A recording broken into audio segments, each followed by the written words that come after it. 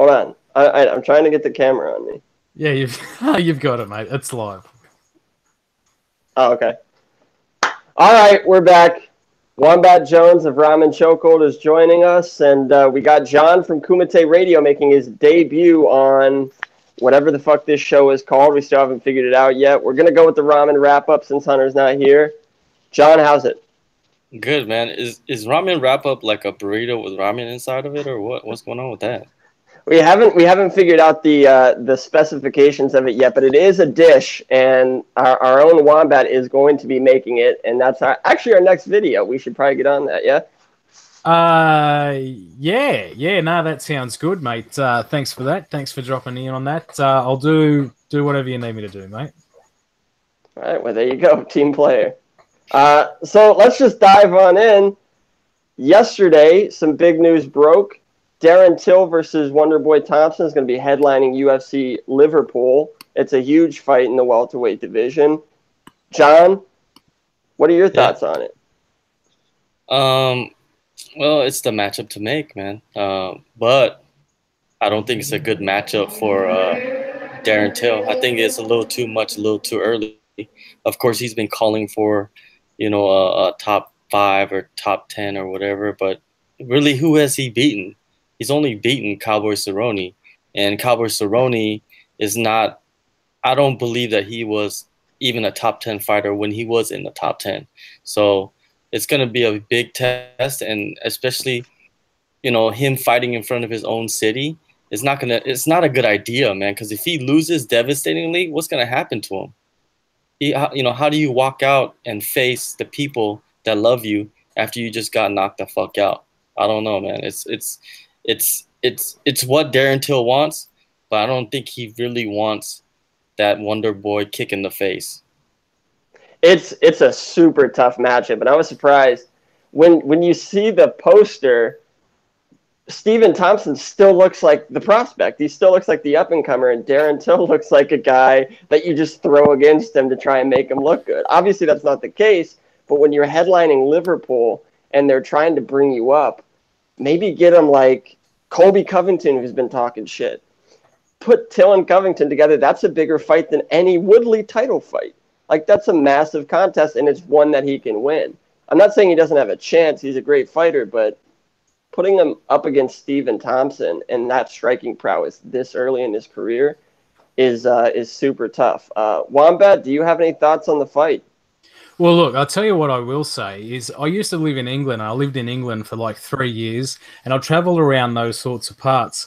And I've also been a Liverpool football, soccer supporter my whole life. So what I can tell you about that area is we know how to endure a loss. That's for damn sure. So if he does lose, look, I think this is a great fight for many reasons. Till, if he wins, you create an absolute superstar in England. When you've got Bisping possibly leaving, if Wonder Boy pulls it off, which I really do see this fight as 50-50. I don't think we're giving Darren Till enough sort of credit here. He lived in Brazil off his own bat for 7 or 8 years or something like that and cut his mustard down there. And you don't really get through Brazil unless you're a bad motherfucker. So I actually think this guy has the goods. We're certainly going to find out now. He called his shot, and this is another thing for all you young people out there that might have just got into the UFC. Not that you're probably going to be listening to this, but if you are, call your fucking shot, for God's sake. You can see every time that someone actually puts their hand up and says, hey, I want to fight that fucking guy, he ends up fighting that guy. So keep your eyes out for Suman Mokhtarian versus BJ Penn. And that's kind of a weird line to touch on. We've talked about it before because guys are starting to go out there and call people out, but they make the stupidest call outs. Like they beat, Santiago Ponzinibbio was calling for a title shot after his last win. So it's not just about throwing out random names like, spaghetti on the wall, seeing what comes off. You have to actually have a legitimate call out. This time Darren Till won, but you have to be careful about that, right? Yeah, I think. Well, you go, John. Well, I think that you should, if you're going to shoot, you might as well shoot for the stars. You know what I mean? Like, look at Eric Anders. Remember when he called out Machida, And what happened to him? And it was a bad move. Yeah, it was a bad move, but he got a main event, fight, and people started to notice him. And actually, yeah, he lost, but at the end of the day, he actually won. Like in his career, I think long-term wise, he got the experience that he needed. He didn't get knocked out. He actually made Machida. In that fight, it seemed that he hurt Machida more than Machida hurt him. Machida just did a better job of like winning the fight. You know what I'm talking about, like on the judges' scorecards. But these guys, yeah, when you call people out, yes, if it's your debut, you should probably call out just some guys that are actually you got to go do your homework. I think that's what you have to think. Go do your homework, see who's in the top 10, who doesn't have a fight, who's been out for a long time, and then kind of target those types of people. But if you don't have nobody and it's just, the spur of the moment call out, then yes, call out, the main guys. So it works sometimes and it doesn't work other times. But hey, you're a fighter. You got to do what you got to do. Just remember though, if you get one of those big names, if you do get one of those big names, you're only one fight away, baby. So just keep that in mind, So Colby Covington. Covington called out Maia, got Maia, beat him. Now he's looking at a potential interim title shot. We don't know. It hasn't been confirmed yet. But that was also a little bit of news, and it caused a lot of bit of controversy. I wrote about it, and I wasn't super happy with it. Guys, is an interim title shot warranted at this point, whether it be for Colby or for anybody? Should we just have Tyron holding the undisputed title? I think it's fucking stupid. Like that's my call on that. I mean, if we're just going to hand out interim titles like they're candy for everyone, look, there's only one reason why I like them and one reason only, is that the two fighters involved in the interim title who are not really in a proper title fight are getting paid. That's really the only good thing that I can see that comes out of this shit. But if you're a fan, even if you report on this stuff, you kind of shake your head and say, well, what are we playing at here? Does everyone get a prize? Like, is it sort of the millennial fucking mentality coming through here? I don't understand it. John, what do you got? Yeah, it doesn't make sense, but business-wise, you have to do it because you have to stack the cards. And when you stack the cards, you got to put title fights on there. And when you need a title fight, what's the best thing to do? Make a fake title fight, which is an interim. That's what the interim title fight is. It's a fake title fight, right? And they also get to go 5 rounds. So, there's very many different aspects that is added to this matchup. But I don't think that this fight is going to happen, to be honest. Like you said, that it's not official. And I feel that they kind of put that fight out there to see how it kind of, tested in the market, how people reacted to the fight. And it didn't really it didn't really come back, with the force that they wanted, and they might not do it. And they'll probably match up RDA with somebody else and Covington with somebody else, and they won't even fight each other. Well, reportedly, there's some safety concerns about Colby fighting in Brazil, and that's why the UFC is dragging their feet. You can't blame them because Colby called all the Brazilians filthy animals, and now he wants to go down and take on one of their own for a more or less a title. I mean, regardless of whether it's made of plastic or gold, it's still, a championship. So, yeah, I mean, I would agree with you in that instance. I don't think the fight is actually going to happen at this point. As far as creating an interim title, I'm not mad at the UFC for doing that because, like you said, they've got to make money somehow. It's the fact that you're a promotion who makes your money off of building fighters, building stars, and selling fights to the general public or to the hardcore fan. If you can't do that without sacrificing the integrity of the sport and making bullshit titles whenever you want to, you're not doing your job correctly. And I hate the call for people getting fired, but I was fired up in that article, and I said heads should fucking roll. And you know what? They kind of should. Because if you can't get marketing people into your facility to sell fights without throwing, gold belts up there and saying, hey, these guys are going to fight champion, just throw those two right in the main event. You already have, or even in the co-main event, you've got a title fight already. sell it off of that. The reason Amanda Nunes isn't a big star is because, once again, the UFC can't promote fighters. She was the first gay fighter to win a championship. That's something right there. Another Brazilian champion. Brazil is huge in mixed martial arts. They can market her in that respect. But instead, they looked at the short part of the stick and said, we're going to promote Ronda. We're going to promote her comeback. And, maybe Amanda will get the rub if she beats her. Well, she didn't get the rub. She's no longer a star. This card, without the interim title, would probably have sold about 100,000. With the interim title, it'll sell 125,000. It should be 200 plus thousand at least, but they can't market stars, and that's their biggest problem. So, moving on, Josh Barnett, another problem in the UFC. Well, more specifically, USADA. He's been cleared of all wrongdoing. And they actually set a great precedent saying that if you ingest something on accident, you're not at fault. And that's great. But he's been out 15 months when the original suspension should have been 18. It was reported last night that he's going to have to sit out an additional 6 months in order to re-enter the testing pool. Wombat, what do you think of this? Well, I'll tell you what I think, mate. Who pays his bills? Who's been paying his bills for the last 15 months? So that's really what I'm thinking about this situation. It doesn't matter who he is or if we know his name or whatever it is. The guy's got bills. Whether you're a millionaire or you're a multimillionaire or you make 25 grand a year, you've got bills that you have to pay.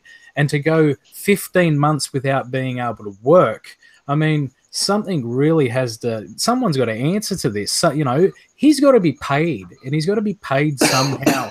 Perhaps maybe it's, the average of how many fights he fights a year, whatever it is, it doesn't matter. But that man needs to be paid for the time that he's been put out. I think it's fucking bullshit. And I think there's more to hear. Hopefully he's got a decent lawyer that can, I know nothing about this, but it's very, very wrong in my eyes. And another many reason why USADA just gets, sort of an X in the box for me. Yeah, USADA is just, they shit the bed on this one. It just shows you that you can't trust what they're doing. They don't know exactly 100% what's happening, with these tests. And I'm glad this all came out. I'm glad Josh Barnett, and I'm not glad he had to go through this, but I'm glad that he went through it to show that USADA is, they shouldn't be with the UFC. I don't think that, they're doing a good job. A lot of the times, a lot of the guys are, they should have, like when somebody gets flagged, right? I believe that should not be in the news. You know what I mean? Because that taints your name instantly, right? Like look at like when on Twitter or on social media, when somebody gets flagged, people are already jumping on the on the bandwagon, just like shitting on the fighter, right? And then like sometimes they get cleared, because of the supplements that they're taking. So you have two choices. You could not take any supplements, right, and follow USADA's rules, or you take a chance and take supplements, And do you, as an athlete, how do you perform without supplements? Do you just eat carrots and celery and onions? You're the chef, Wombat. You should tell us. Oh, mate, I'd love to tell you that. And you know what? I will be getting into some cooking videos soon, my man. So keep your eye out for that. But mate, I'm not sure what the answer is with this. What I would say is that the UFC prides themselves of being the best at everything. And I think what they tried to do and their intentions were pure, bring in USADA, it also gives them another layer of insurance just in case, unfortunately something happens in the ring that shouldn't. But what I really think needs to happen is they should piss it off and do it properly themselves. They've shown they can do things at the highest standard, like at the UFC Performance Institute, and I've got no reason to believe that they couldn't do this just as good, if not better, than what USADA are doing. The only problem with that is people will say, well, they can rig it here and they can rig it there. Who's to say they're fucking not doing that already? You know, people are getting popped here for something that's stupid, and someone's getting let off now. And look, just I don't want to even fucking hear about it anymore. It's that ridiculous. Well, speaking of rigged, another thing that they've been doing recently is providing exemptions for people to, most notably Brock Lesnar. He had to go through the testing pool, the 6 months that everybody has to go through, but they waived it so he could fight on 200 and sell a ton of pay-per-views. How about instead of, wasting it on somebody like Josh Barnett or doing it for somebody like George St. Pierre, how about you give it to they did it for Brock Lesnar. They did it for George St. Pierre. They should be doing it for Josh Barnett because he's innocent. He's been proven innocent. USADA doesn't want to suspend him. He should be able to step into the octagon tomorrow without any extra testing pool time, and he should be able to make a living, the living that was robbed of him for the 15 months prior. His career is done. Yeah. His career is done. He's too old. He has too many miles. That year and a half, 2 years that he's been out, it destroyed his life, basically. Now he's going to go to pro wrestling. He's going to be doing jiu-jitsu tournaments. And that's about it. He'll have a couple fights in the UFC. That's guaranteed, right? But is he going to compete at the highest level? I believe he will not be. I believe that time is of the essence. And, just like anybody, when you don't do something for a long period of time, you lose that little edge. And especially when you're older, when you're a senior of the, you're like you're part of the elderly crew of the UFC. It's not going to be a good ending to his story right there. And that sucks for me because I'm a bit of a War Master fan, so I think he brings a lot to the table. He's kind of got that pro wrestling angle as well. He's very, very, very well spoken. Love listening to him talk about fighting. So I hope he comes back. I hope he does well at least, and can actually sail off into the sun a little bit better than what this bullshit's brought upon him. So moving on. No, go ahead. I was gonna say they're gonna probably match him up with like somebody that's gonna fuck his ass up. That's what's gonna happen because the UFC's mad about this whole arbitrary thing. More than likely. Feed him, Francis. Yeah, Francis and Ngannou. I hear needs a fight. Excellent matchup. Breaking news, Jeff. I'm gonna start breaking news, and that's actually my first bit of news. Francis and Ngannou is gonna be taking on Josh Barnett come July, co-main event of Miocic Cormier. So watch out for that. That's going to be a great fight. For sure. Moving on, John, you know a lot about this because you cover the Asian scene. There's some massive controversy going on. It's been going on for a while now, but Tai-Hyun Bang was recently, sentenced for fight fixing. It's a bit of a weird situation because he didn't actually end up fight fixing. I think he actually won the fight, which you get the worst of both those sides because you win a fight you're supposed to lose. So now, what are they called? The Yakuza? They're after you. They're trying to get you ahead. But you still get conspiracy charges and you're in prison for upwards of a year. What are your thoughts on it? I would like to kind of like give the story because I don't know if you guys know the full story of what happened. I'll just try to like go through the good parts.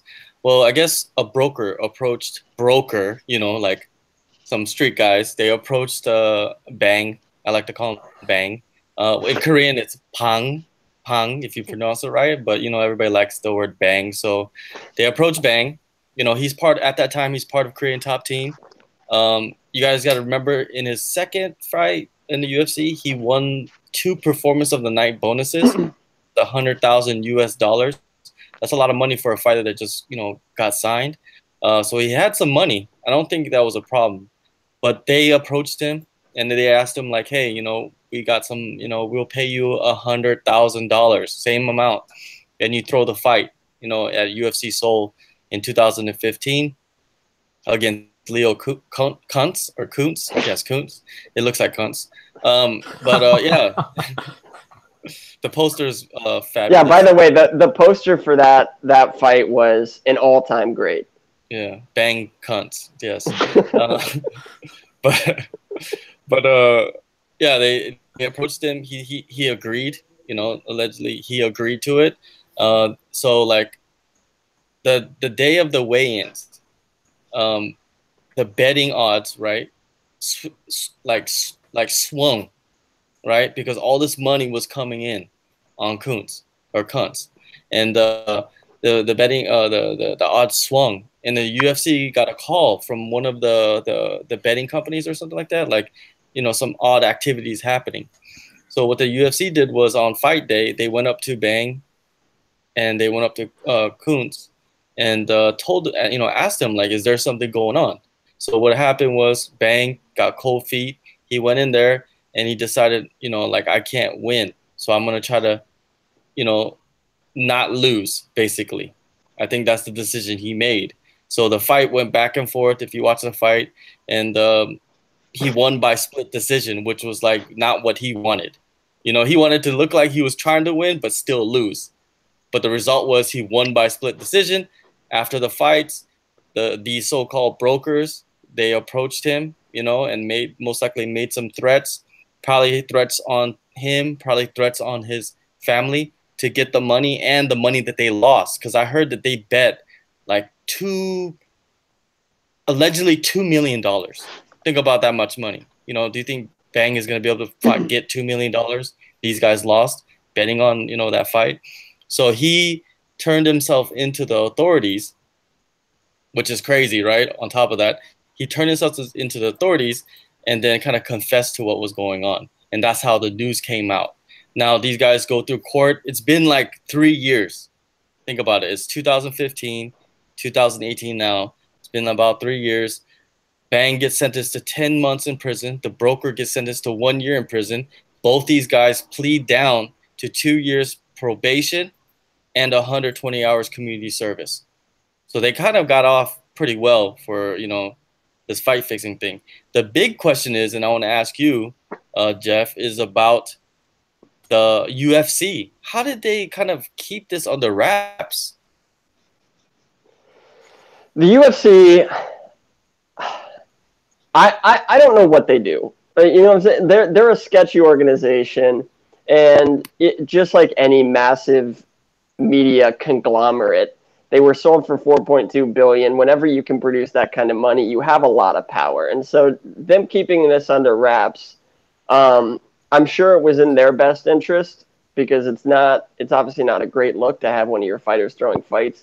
You know, every single troll on Twitter, you know, oh, this fight was fixed. This guy should have won. The judges on their side. They get that all the time. So now you're legitimizing what these guys on Twitter kind of say. I mean, somebody was trying to fix a fight. There was money on the line.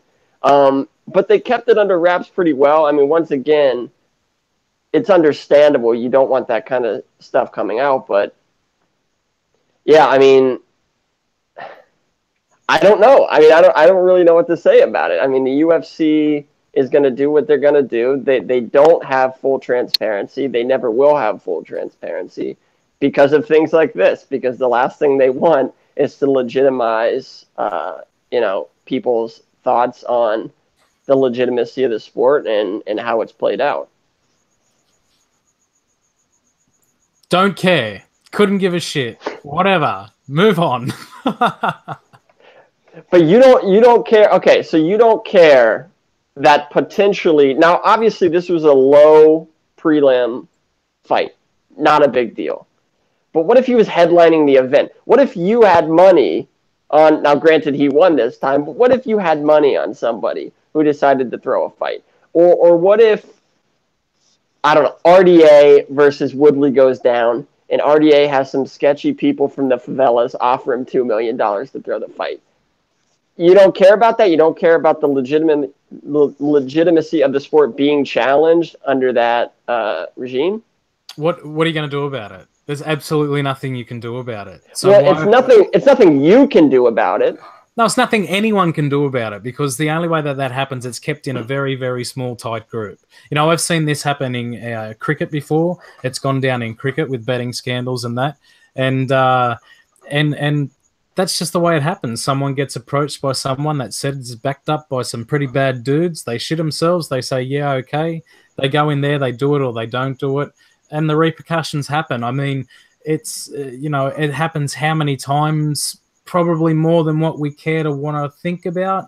but ultimately, how are you going to stop it? I just don't see there's any way that you can stop it, mate. I agree with you, Wombat, on that point. Is that you can't stop it. Also, this fight means nothing.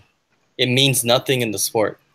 You know, like if it was like just a title fight or a #1 contender fight or some big event, then yes, there would be some outrage by the media. The media would cover this more in detail from all angles. But because it's bang and cunts, nobody cares. And if there might be a little article over here on BJ Penn, or I might write something on Twitter, but at the end of the day, people just look at it and be like, "Oh yeah, that's messed up. It's fucked up." But they don't give a shit. They just move on to the next one because why?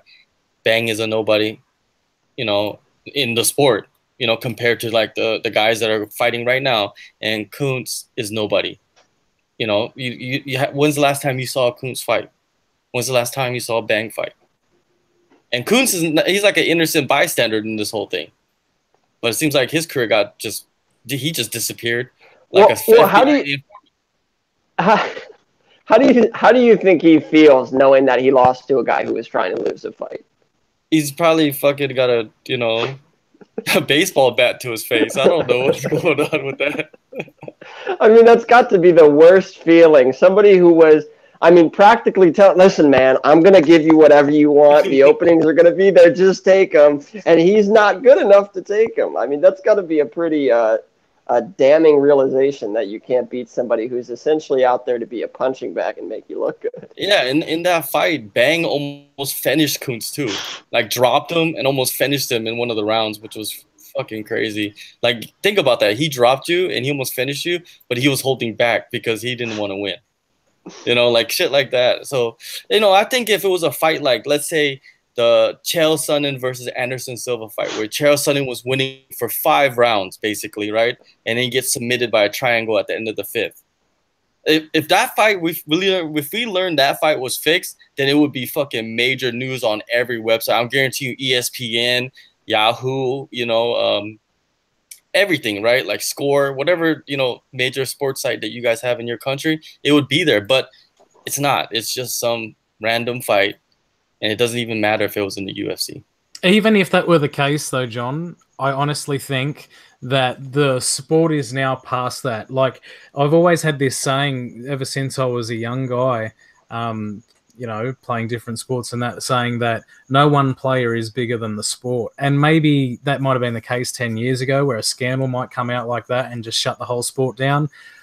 I think, mate, you think about this. The greatest ever fighter, if we sort of take out steroids, is John Jones. Do you know what I'm saying? And yet he's been done how many times, and yet we're still here watching it. So I think even though that may be the case, it would only last a week, and then you'd be onto a bunch of Conor McGregor shoe fucking stories. Well, I'm not saying that it's gonna destroy the sport. I'm just saying it would be bigger news. Like, people would focus on it a little bit more, a little bit longer, and there'll be a little bit more outrage. But it would destroy the sport. The sport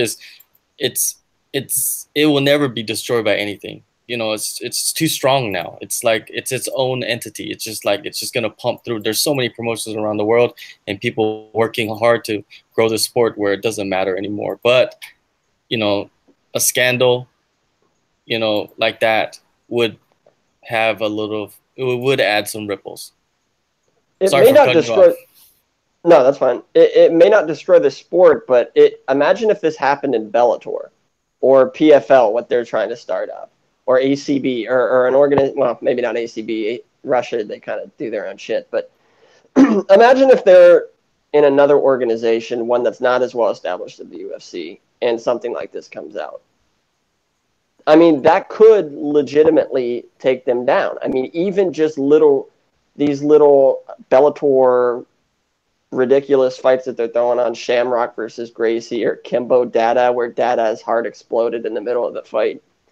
Like, just those fights. And when people were saying, that looked a little fishy, it looked odd, all of a sudden you see Bellator's numbers going down when they're putting on legitimate fights. So there's a certain part that's like a freak show fight, but maybe some of those ratings are because people aren't sure of the legitimacy of the promotion. Now, obviously, that's ridiculous, but to a casual fan, when accusations like that are being thrown out, maybe it's not, as, oh, throw your hands up, we can't do anything about it, because maybe it will affect another promotion, just not the UFC. Maybe it would affect them in a positive way if they did start fixing fights. Bellator, if you're listening, and then just become a wrestling promotion. Yes, please just push that in there. Like fit it into the meeting when you guys are, are in the round table with all the chairmen and the CEOs and stuff. Let's talk some business. Come on, guys. Let's put the Hoist Gracie versus Michael Chandler matchup and let Hoist win that one. So we're going to transition from outside the cage to inside the cage. This past week was obviously massive, especially for the Australian fan base.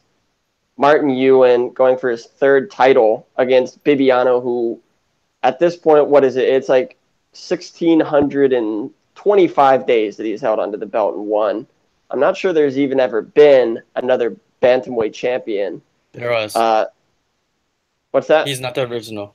The original bantamweight champion is Korean Kim Soo-chul. There you go. There you go. Either way, he's been the most dominant champion. This was his sixth or seventh title defense. Wombat, you were on the ground. You were cage side for the fight. How did it play out? How do you think Martin looked? Do you think the decision went the right way? And how was your week in Bangkok?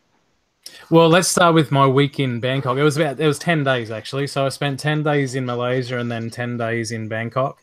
And first of all, let me talk about the city a little bit. Beautiful city, beautiful people. They call it the land of smiles for a reason. The food was off the charts. Not as good as Malaysia, however, but still pretty fucking yummy. And so I really had a good time there. But if we're talking about the Bibiano-Martin Ewan fight, it's very hard for me because I'm basically looking through the lens of a camera. So it's kind of hard to say who I think won the fight. I know that one have told me that they're releasing the full fight. I think it may be tomorrow. Could have possibly been today. So I'm still waiting on that email. But so, yeah, I'm going to have to go back and watch it. What I will say is my thoughts sitting there trying to be as objective as possible and not Australian. Basically, I thought going into the last round, it was Marty's to lose. I thought up until that point, and I've heard and I've spoke to you about the fight, Jeff, and you kind of said, well, Bibi looked like he was controlling the majority of it, but actually sitting there cage side is a different animal, which you found out last week, which we'll get into a little bit later, mate.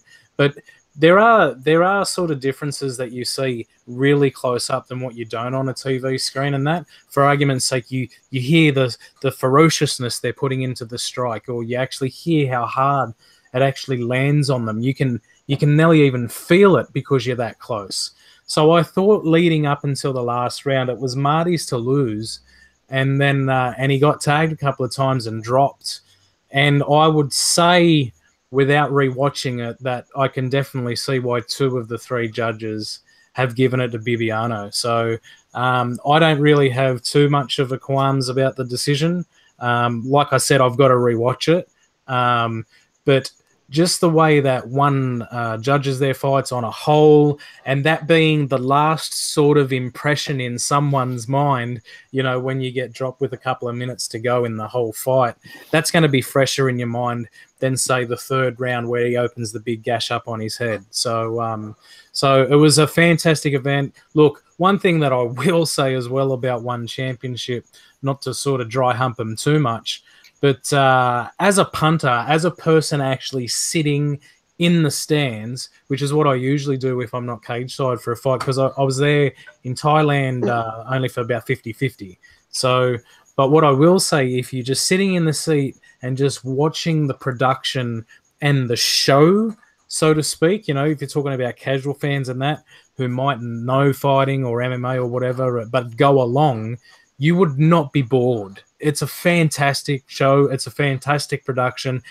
In my opinion, it's better than the UFC. It's kind of suits my flavor, I guess. But just a fantastic night. Close split decision in the main event. Plenty of other fights to talk about, but John, mate, what did you think about the main event, brother?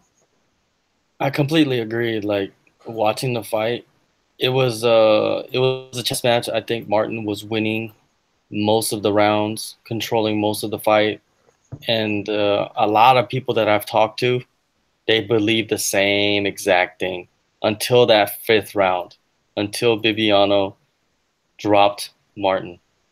That kind of sealed the deal because the fight was so close. Even though I believe that Martin was winning most of the fight, that's why the transparency of the judging needs to be more. It's not transparent. We don't know like how you scoring it. It's just like, oh yeah, that guy won. Yes, that's it. There's nothing there. What's the criteria? Like of course the fifth round is going to be the freshest thing in your mind, and that's what you're going to judge the fight off of. Unless this guy took a complete beatdown for 4 rounds, you know what I mean? Then of course, then you're not going to think that he won the fight in the fifth. But since it was so close, and nothing like drastic happened except for that cut, yeah, that fifth round he dropped him. Even though Martin got back up immediately, that counts for a lot, and these judges just looked at that. So the way that the fight played out, I believe that the rematch, it's warranted, and I believe the rematch is going to be more exciting because now they know each other. They've spent time with each other. They're like a couple that watched Netflix for 12 hours straight. The next session is going to be much, much, much, much, much, much better. That is an excellent analogy from John. That's the kind of stuff we want to hear, bud. That was outstanding. My thoughts on the fight, I actually go against you guys. And granted, I would have to watch the fight again because 3 rounds into it, I was informed that one does overall scoring. So I was scoring the fight round by round. I had Bibiano up 3-0. So those whole 3 rounds. You had Bibiano up 3-0. Yes. Yes, and I'm about to tell you why. Bibiano the third round. Yeah, and once again, I don't remember essentially any of the rounds, but this was my general belief. Martin is what you call an aggressive counter-striker. Okay, he backs you up, but ultimately he's not putting a jab in your face. He's not swarming you. He's not doing anything like that. He's looking for you to throw shots, and he's looking to land that hard overhand right.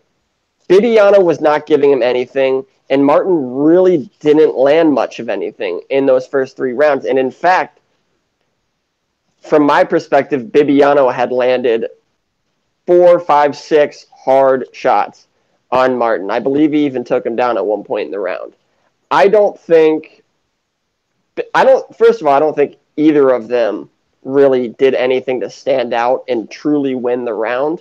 I think at least one of them could have been a 10-10. Quite frankly, as far as I'm concerned, you could have given them all 10-10s all throughout the third round because it was just not much was going on. But at no point in those first 3 rounds did I ever think Bibiano's in danger. Martin's got him timed. He's starting to land shots. At no point did I sense... It's the same thing with the Cyborg Holm fight that I was struggling with. Because when I was watching the fight, Cyborg's taken every single round. There's not an iota of chance that Holm ever has her in a dangerous spot, a tough spot, and it never looked like she was winning the round. When you go back and you really strictly apply to what the scoring criteria is, then you can start giving Holly rounds. But at no point, if you look at the fight, did I feel that Martin was winning the fight. And once again, Cyborg Holm, I apply it to this fight as well. At no point did I think Martin was putting Bibiano in danger. And Bibiano wasn't really doing much to dominate the fight, but he was, in my eyes, edging it out. Honestly, I was shocked it was a split decision. And honestly, when people were saying that the 5th round decided the fight, that knockdown, I disagreed. I thought Bibiano, even though he wasn't doing much, Martin was doing even less. And Martin's a great fighter, and so is Bibiano. I don't think either one of them put on a great performance. I think they both were a bit timid in the sense that Martin knew Bibiano was great on the ground, and he didn't want to unload any shots because even though he's got great scrambles, Bibiano is next to the last person who you want on top of you. And then from Bibiano's standpoint, he was doing everything he can to avoid the right hand. Both of their best weapons were not being utilized. And since the fight played out mostly on the feet, Martin's best weapon is on the feet. He wasn't landing it, so I gave it to Bibiano. Jeff, I got one question for you. Did you eat mushrooms 30 minutes before you watched the fight? No, but I will say I was pretty pissed because it was in Thai. I'm in North America. You can't find a stream. When I don't have audio coming to me and when I can't understand anything they say, my eyes start to drift a little bit. And I'm like, okay, what's for dinner tonight? And where am I going to go after this? So, no, I was watching the fight. It was... I think you guys need to go back and watch the fight because at no point was Martin doing anything that gave me a reason to give him the round. And granted, I'm a very biased person, super biased person, and I wanted Martin to win. It would have given me so much happiness to be able to write an article about how Martin's the first ever 3-division champion. I would have loved that. I did not want Bibiano to win that fight. So what does that say? I gave Bibiano, oh, Jesus. Oh, blame. The Illuminati's after me. At least you have some pants on. Well, I don't even know what to find. Oh. Well, you're talking about Bobby Fernandez. I thought Bibiano won the fight, is essentially what I'm saying. As much as I wanted Martin to win, as much as I didn't want Bibiano to win, I thought he won the fight. I mean, I don't know what to say. Oh, well, I'll say this. I'll back this up about your third round. When Martin cut him open, I actually took my eyes off the camera and I looked at the fighters and they were, say, 12 feet away from me or whatever. But actually looking into Bibiano's eyes when that happened, and you see him back up after he lands that, touch his head, feels the blood, and his eyes change, right? So if you don't think that he was in any sort of danger or whatever, you need to watch that fight. His eyes changed so much and his mentality changed so much that he knocked him down like 7 minutes later. That's how much his eyes changed. I have no idea what you mean by that. You're saying that he was affected by a shot by seeing him get bloodied, and somehow that should give me hope that Martin was winning the fight. And then 7 minutes later, Bibiano lands the most significant shot of the fight, knocks Martin down. No, you said at no time did you feel that Bibiano was not in any danger in the fight. He saw the danger himself, is my point. So he saw the danger, yes, and he did land a shot. Like I said, Martin landed a couple shots. Bibiano landed, I think, like 5 or 6. This isn't a video game, right? It's not like there's remote controls and you see them in your TV and it doesn't hurt. Like, this shit fucking hurts. And this is what brings me back to the whole thing, because, back in UFC London, we had the same conversation. The scoring criteria is not about how much a shot hurts you. It's about how much a shot, the effectiveness of a shot. Not in one championship. In one championship, it's about damage. Right, damage. But you're talking about pain. You're saying it hurts. How could we ever know if somebody hurts? The fact of the matter, and if we're going to get into it, if you want to go and I'll recite Nate Diaz, who I'm very much in agreement with, is if one person ends up in the hospital and the other person's not, I know who won the fight. It's as simple as that. But then we bring it back to who is it? Somebody just broke his who was it? Oh, Sean O'Malley. He broke his foot over that dude's head. So he went to the hospital. The other guy was fine. Sukumtat went to the post-fight press conference. So did Sukumtat win the fight? Yes. In my eyes, he did. Oh, Jesus. If you break your foot kicking somebody else's ass, how do you not win the fight? So the guy's going to win a fight because he placed his elbow the right direction, not because he was getting his dick in the dirt? He's going to be in a cast for 6 weeks, as where the other guy went back to the gym on Monday. So if I absolutely brutalize a guy, I'm talking like it's not fair, I'm piecing him up, and I throw a shot, it clangs off his skull, and I break my hand, and he's he's pretty much fine aside from the marks, and I have to go and get a cast on my hand. I lost a fight. Well, man, what are we talking about? Are we talking about a fight, or are we talking about judging? Are we talking about scoring? I'm talking about watching a fight, man. I'm sick of all this whole it's a sport fucking rah rah rah. I understand it's a sport, but it's a fight. You know, the sport is fighting. So let's not get it mixed up. Yeah, I'm not getting it mixed up at all. Wombat, he's down for that World Star hip hop style fight. You know, like you on the street. No, not Whoever at goes all. to the hospital, Not at all. goes to the hospital. Let's do Right. it. I mean, Let's, what do you? That's not what I'm saying. What I'm saying in my eyes is if you're going to score the whole What if they fight both go as to the a whole- hospital? Is it a draw? Well, it depends who's got worse injuries. So now we're gonna oh, Jesus Christ. So now we're gonna get like who's the surgeon quicker? yeah. What are you talking about? We're just gonna go on Google and see like the recovery time of a shattered orbital bone and like a broken femur. Is that what we're gonna do now? Okay. This guy is gonna take 10 weeks, and then this guy has an 8-week non-contact injury, so we're gonna give it to the 8-week guy. Yeah, Yeah, but that's split decision.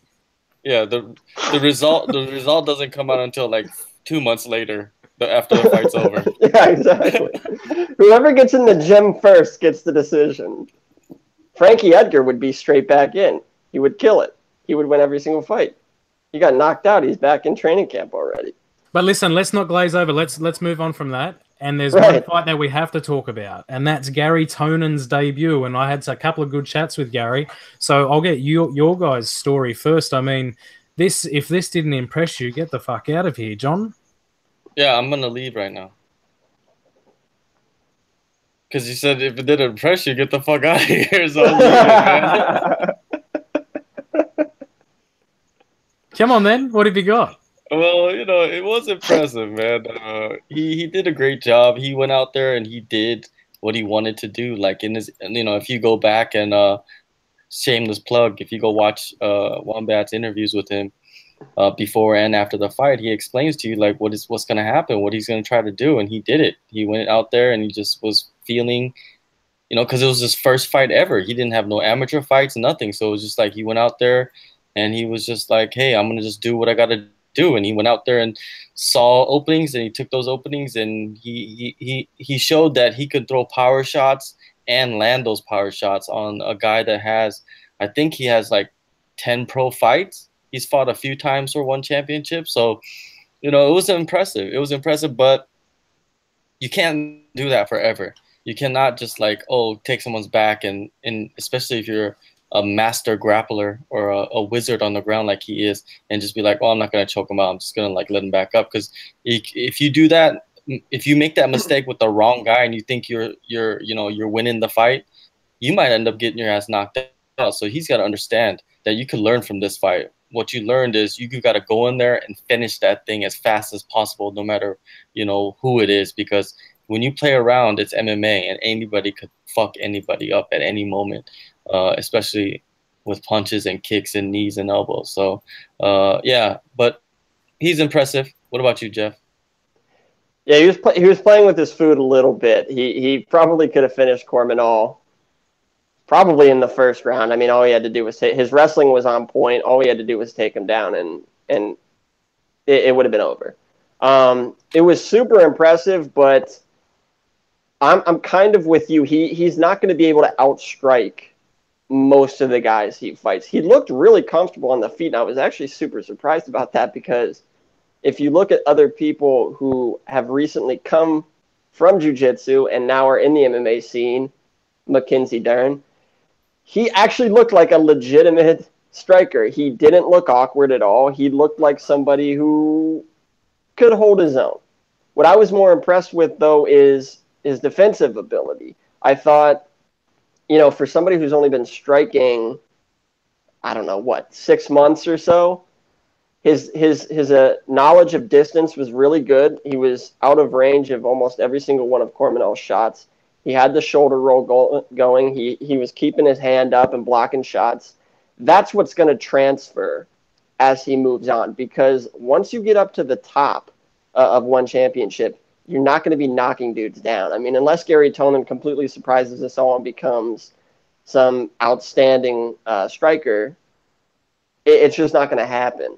But what he can do is keep distance, defend, make sure he's not landing any hard shots, and then duck under, get in the clinch, take him down the way he was taking Corminal down. And then once it got to the mat, he's going to dominate just about everybody. I mean, Corminal, he's not exactly... I mean, he's not known for his grappling. Gary Tonon dominating Richard Corminal on the ground was not something that was all that surprising. But he's going to be able to do that to just about everybody. And so if he's able to just avoid the big shots on the feet, and if he's able to get it on the ground, he's going to have an outstanding career with one championship. Look, the most impressive thing for me about the whole Gary Tonon performance was how analytical he is about everything and also the fight. You know, talking, you know, in the interview before the fight, you know, he was very, I asked him questions like, you know, how have you transitioned your grappling into MMA and things like that? And he always had a very analytical answer. After the fight, you know, asked him about his stand-up and all that sort of stuff. And he was saying how he didn't like how there was, you know, fuck all lateral movement and all that sort of thing. So he's very, very cerebral about the whole thing. I think what you're going to see out of this guy is possibly the first evolution of amazing grappler striker, perhaps. You know, I don't see him stopping his striking anytime soon, especially not after this performance. It's probably only going to sort of encourage him to do it a little bit more. I know that goes against what John says, but I just feel that's the sort of guy he is. And I think he might even do that up until maybe he cops a loss or something like that, when he does refer to John's way of just going in there and once the opportunity presents itself, put him away. But that's what I would say. I would say just his whole approach to this, how he's thinking about the future. He's already talking about championships and all that sort of stuff. He's already said that he wants to be known as one of the greatest ever. So he's not fucking around. And I'm on the train, and I'm going to follow him around. So shout out Ramen Chokehold YouTube channel. Go on there, check out the interviews. There's also like a 3.5 minute end of the fight, and you'll actually see like how much effort and the shots that he was actually nailing with. Once again, something that TV can't really see. But if you listen to that audio, it's pretty fucking super. So cool to be cage side. Fuck you, John. Well, it wasn't all good at one championship, and I'd be remiss if I didn't bring this up because I had some very strong opinions on this. Sirachai had one of the greatest moments on that card, the great belly-to-back suplex, and put his opponent out. Yeah. Dream Man. Kritsana. Right, Kritsana, whatever his name is. Just call him Dream Man. Dream Man. Well, Dream Man made this guy have some pretty vivid nightmares after he put him on his head, lifted it up, and landed a nasty suplex that put him out. And 36 hours later, Chatri decides that he's going to reveal this new rule, which, by the way, was completely legitimate. The fighters knew that it was in place. But he brings up that the fight is actually going to be overturned. He was disqualified, and Robin Catalan is actually going to get the win. Fighter safety is of utmost importance, and this suplex did not abide by the rules that they had just put into place. I thought it was ridiculous. First of all, this should have been settled that night. I mean, if you cannot suplex in any form in the cage, as soon as that was landed, the ref should have been on him. He should have stopped it, and they should have immediately disqualified him, and that should have been the end of it. There's no reason why it should have ever taken 36 hours to determine that he had done an illegal move and to hand down the more or less punishment that they ended up giving him. So, I mean, that's my thoughts on it. I thought it was ridiculous. The regulatory body that they have in place, which is themselves, they need to take a hard look at themselves. Once again, his excuse was safety, but the guy's already been spiked on his head. I don't really know how disqualifying the guy almost 2 days afterwards really protects anybody. But, John, I mean, do you have any thoughts on this rule? Well, I've spoke to people closely connected with this fight, and I spoke with people that are not connected to this fight, but all that fought or were involved in that event. Some of the people told me that they were notified during the rules meeting about this new rule change about suplexes not being allowed, any kind of suplex. And then another party told me that they never heard anything about this rule change. Usually other promotions, what they do is when they have rule changes is they send out emails, to every single person involved, coaches, fighters, everybody, and kind of make it public. Like, this is something that's going to change and you guys need to know this. And it's like a warning to everybody, like, hey, this is going to happen, so you guys should understand this. So if you do something wrong, there's proof here. Like, the emails went out, you read it, right? But what they're saying is there was none of that stuff. None of that happened. No emails, nothing. They went to the event. Some people say that they heard the rules. Some people say that they didn't hear the rules. And then this thing happens. And one person broke the suplex down to me, and they was telling me that was even a full-on suplex. Like, he kind of threw him to the side. It wasn't even over his head. And when he landed, his arm landed first, then his shoulder, then his back. And usually a full suplex is like straight onto the back, right? And over the head with the arch. I don't know, man. It's so fishy. Like, if that was a suplex, if that rule was in effect, when that happened in the cage, his hand should have never been raised as the winner. The officials, the referees, they should have all known. They're all cage side. There's like fucking 3, 4, 5 dudes, officials. Let me put my fingers. Officials, right, that are there that know everything about the sport and their rules. How come nothing happened? Like Jeff said, it should not have been a controversy at all. And what Chatri did was just make it bigger than it should have been. They should just let it ride, because that's a mistake they made. They're just basically saying that they made a mistake. The officials made a mistake, right? And just let it ride and let the guy go home. And there's a sad story about this too, about Dream Man too. Like, after he won, he went home, and he went home to take his medal to his son to show him that he won. He gave his medal to his son. Now he has to go get that medal and take it back from his son and go to one championship and give it to him because it's a loss. And that's another topic. Why is it a loss? Why isn't it just a DQ? Wombat, you were cage side. You dirty animal. What did you see?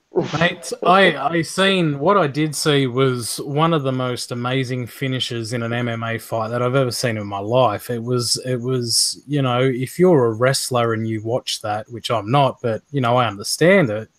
It was fucking beautiful. It was actually from he foot swept him at the same time, and that's why his legs ended up going over the top of his own head. But look, for me, this is kind of, it's shocking, to be honest, because upstairs in the interview room after all the fights, he was actually in there with his coach, and he doesn't speak a lot of English, so I was talking through his coach, and basically I said that was a fantastic finish, congratulations. It was one of the best I've ever seen, and he was, the smiles were up here, he was saying thank you so much, and the coach's face was beaming, and just the amount of pride and joy and excitement and everything that I remember seeing with my own eyes. I now have to try, without seeing it, imagine what that fucking feeling's like when Chatri puts that post out, and I just don't want to do it. That if you're talking about highs and lows of the sport, if you do something wrong, it's against the rules and you get disqualified, and you're told straight away while you're in the cage, that's part of the sporting contest. You grow from that, you learn from that, you cop it on the chin, you go, okay, I got disqualified, I did the wrong thing, I'll learn from that. It's very hard to learn from that when you got to deal with that a day and a half later. So I think it could have been handled, like you guys said, a whole lot differently. I'd be interested to see if he's still got his win bonus, because like you said, if he's really got to take that medal back, or if they take his win bonus off him, that's going to be a little harsh in my eyes. So, especially if you're just changing the rules, and, and some of the teams know and some of the teams don't know. Yeah, it's a hard one for me, that one. So a bit funny, Jeff. John, you were shaking your head when he said if he got his win bonus. Did he not? Did he get it taken away?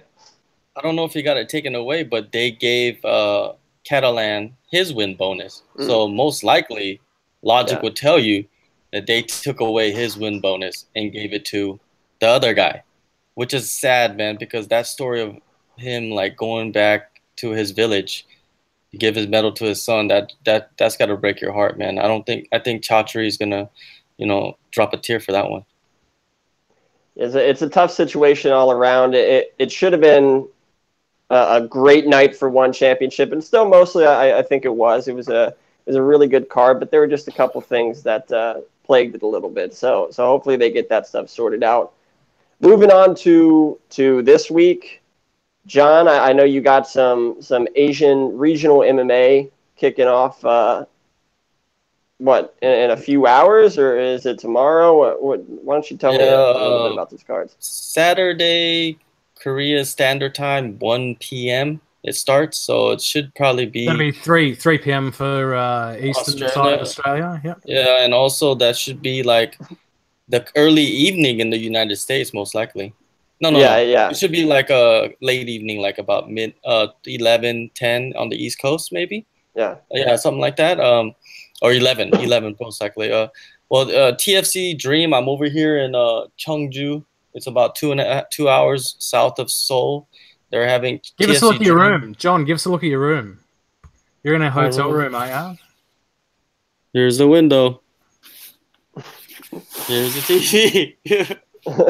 So surprisingly, hotel rooms look the same in South Korea. Exactly. There's no like special like Asian old lady like serving me or nothing like that. I wish it was happening, but it's not. But yeah, TFC one. They're having this like Korea versus Japan. What TFC is doing nowadays is they're sending like 5 fighters to other promotions. It just happened at Hex 13, where TFC sent 5 fighters over to Hex. They fought 5 of the Australian fighters, and produced some great fights. What this event is ZST is a promotion in Japan, smaller promotion. They're sending 5 fighters from Japan, and Korea has 5 of their fighters for TFC, and they're fighting each other. The most interesting matchup in these fights out of the 5 is a matchup between a 17-year-old kid. He's a kid, 17 years old, high school student who escaped from North Korea. Think of that. Just imagine he escaped from North Korea. He's a 17-year-old high school kid, escaped from North Korea, comes to South Korea, decides he wants to train MMA, and turn pro at 17 years old. He's debuting pro tomorrow, and he's fighting a Japanese fighter who is 15 years old, and he already has 8 pro fights. Wrap your brain around 15-year-old kid, already has 8 fights, hasn't lost. He has 4 draws and 4 wins. 4 of those wins, all finishes. 15 years. What was you doing when you're 15-year-old? Smoking crack on the street corner? I hadn't graduated to that level yet, but you're on the right track. Yeah, man. Like, what did you accomplish? This guy, I just saw him earlier. He kind of came late because he missed his flight from Japan. And I just saw him downstairs. His hands are fucking gigantic, dude. His feet are gigantic. He's not even that tall, but he has hands like a basketball player. He's only 15 years old. Like, his grips are crazy, and his feet look like Bigfoot.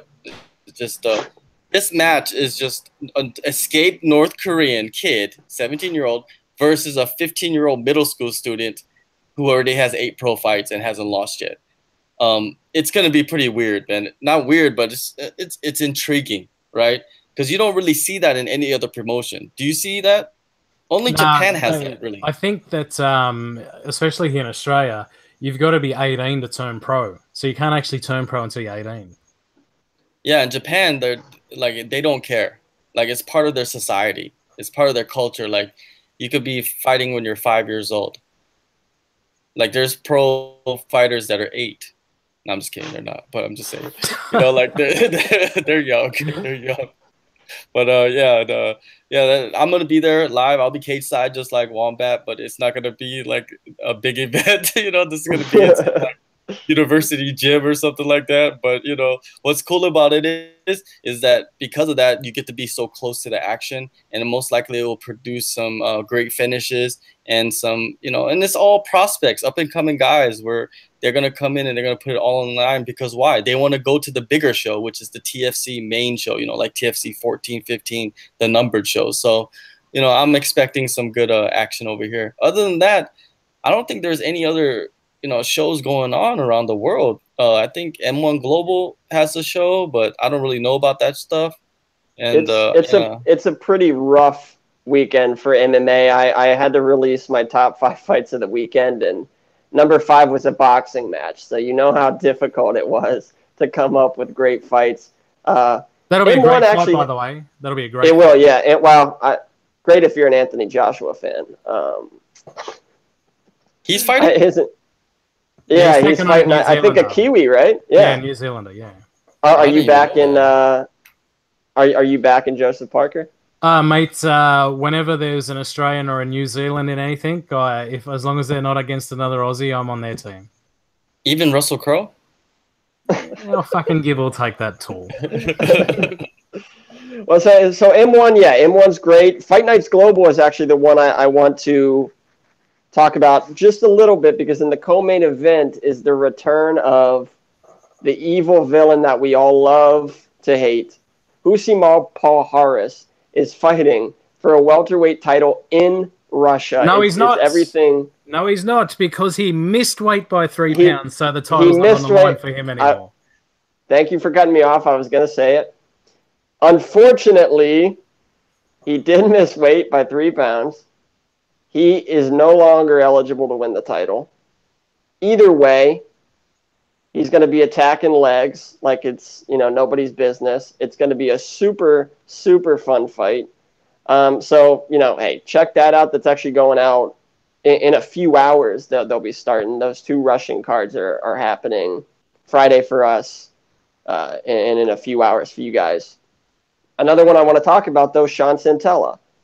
He notably was going to slot in for Demetrius Johnson at UFC 201 when DJ had to pull out against Wilson Hayes. He tried to get in, didn't work out. Medicals took too long. Ever since then, he's been trying to climb back into the UFC, and this may be his shot. He's defending his title against Charles Johnson, an undefeated prospect. And with a win, he will have won 4 or 5 straight. A lot of finishes. Super exciting guy. Frankie Edgar backs him. He trains with the Miller brothers. So that's a guy that I think you should be watching this weekend. Wombat, do you have anything to say about the weekend of fights coming up? Mate, I am going to not watch a single fight except for every single person that I can find that's on XFC next Friday night. I'll be commentating. It'll be the second time commentating, so I'm pretty excited about that. So I've got to do a shitload of research on everyone who's on the card so I can represent them properly. So, mate, that's what I'll be doing this weekend. I might catch up also, hopefully release those fights, like I said, and get geared up. But, mate, yeah, I've got commentary 2 weeks in a row, so I'm just going to do a bunch of study on the local fighters. And I'm sure you guys will let me know if something special happens in all those fights that are going on. What about you, John? Nothing, man. I'm just going to go to these fights and then relax for the rest of the weekend. And get back to work doing the interviews. Next week, I have some exclusive interviews with the head bosses of Hex Fight Series, Trent James, and the main man of XFC Australia. Is that what his full name is of that promotion? XFC Australia? Yeah, that's the full name of it. Yeah. Okay, so XFC, the boss, Matt Walton, if I'm correct, right? Yes, those interviews are coming next week. Check those out. You know, it's interesting to always talk to the bosses, because there's the Dana Whites and the Chatris, but you guys need to start learning about these other guys that are pumping up the promotions, and they're starting it, they're backing it, they're finding the sponsors, they're doing everything so these fighters can fight, right? So you guys need to support those guys too. So I'm gonna give them some limelight next week. And yeah, and next week's gonna be a crazy week. We've got loads of fights. Obviously, the big one, UFC 223. We'll talk about that next week. I do want to give a shout out because you mentioned Hex just briefly. This past weekend, Matt Vale wins his second title on the Australian regional promotion. Jim Crute extends his record to 7-0 with the decision. And then Darwin Sagaret, he did exactly what he always does. He puts people to sleep. It was a great card in Hex. It produced a lot of talent. I put out a top 5 Australian fighters that the UFC needs to be looking at. All 3 of them were on there, and I legitimately mean that. I mean, those guys are serious prospects to watch, and Australia just pumping out that talent. So we're going to be back next week. Check us out. Like our YouTube channel, Ramen Show Cold. Follow us on Radio. Twitter. Don't forget Kumite Follow us on Radio. Facebook. Kumite Radio. John is the head of that. John, do you have any, where can we follow you? You can follow me on the Twitters, on the Instagrams, on the Facebooks, all of it. Just type in my name, or you just type in Kumite Radio, whatever you want to do. Hey, one last thing. Darwin Sagaret, I think his nickname should not be Sugar because there's too many sugars out there. His nickname should be called the Paramedic because he puts everybody in the ambulance. You know what I mean? Like, this dude is crazy. But he just announced another fight, so keep your eyes out for that, big fella. Thanks so much, guys. I'm out of here. John, you're out here? I'm out of here. All right. See you guys.